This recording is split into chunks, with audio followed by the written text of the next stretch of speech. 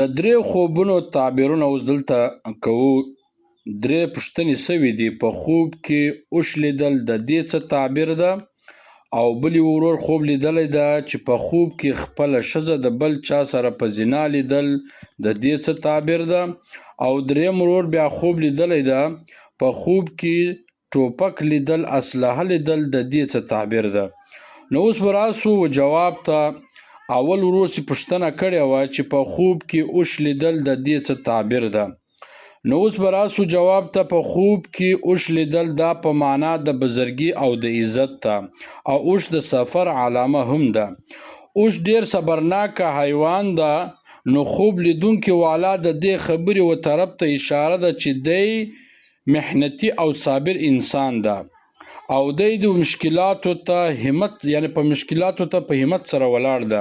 او که چیرې په خوب کې اوښ حلال کی، نو د دې مطلب دا ده چې پر دشمن به کامیابي حاصله کی.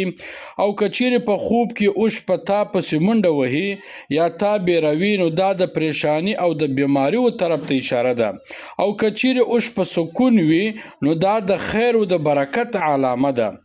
او بل دا خوب چې کم ورور لیدلی و چې په خوب کې خپله ښځه د بل چا سره په زنا لیدل، نو د دې تعبیر دا ده.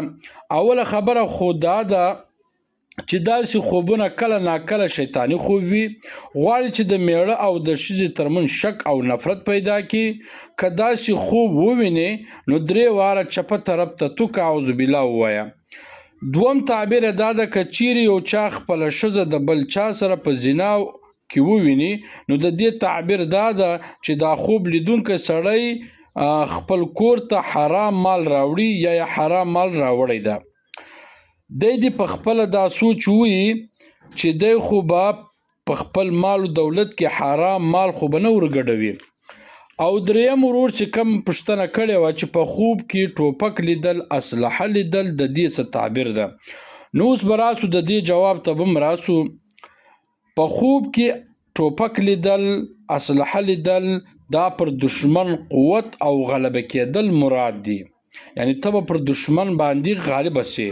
که چیرې یو مریض په خوب کې اسلحه وویني، نو الله جل جلاله به هغه ته روغ صحت ورکړي او مرض به ختم سي، مریضي به ختم سي.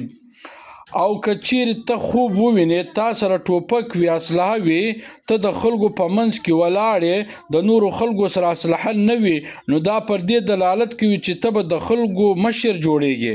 او که چیرې له تا سره اسلحه وي او نور خلک ټول تا ته ګوري، نو دا پر دې دلالت کوي چې خلک له تا سره حسد کوي، خلک ستا غیبت کوي.